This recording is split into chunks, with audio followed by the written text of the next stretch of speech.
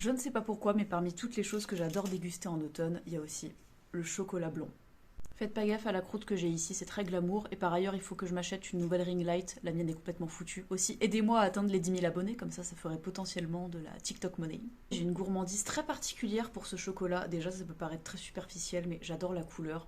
Ces couleurs un petit peu dorées, bon, j'adore le doré. Ça paraît super superficiel, c'est le cas de le dire.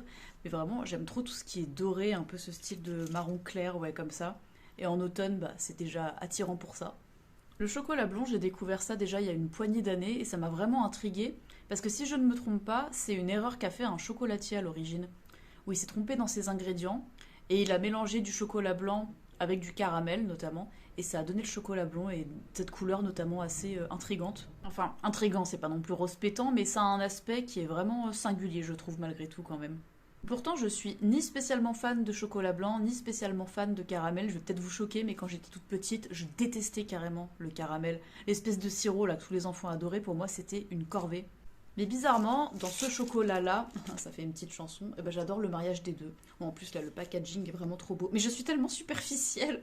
Mais j'avoue que ça m'a encore plus attirée dans le magasin. Bon, là, je l'ai à moitié croqué, mais regardez, il y a le petit dessin encore dessus. Mais c'est vraiment trop beau. Donc voilà, puisque le chocolat peut être une forme d'art, on peut le dire, c'était vital pour moi de vous parler de ça aujourd'hui. En tout cas, si la vidéo, aussi courte soit-elle, vous a plu, n'hésitez pas à vous abonner, comme je l'ai dit.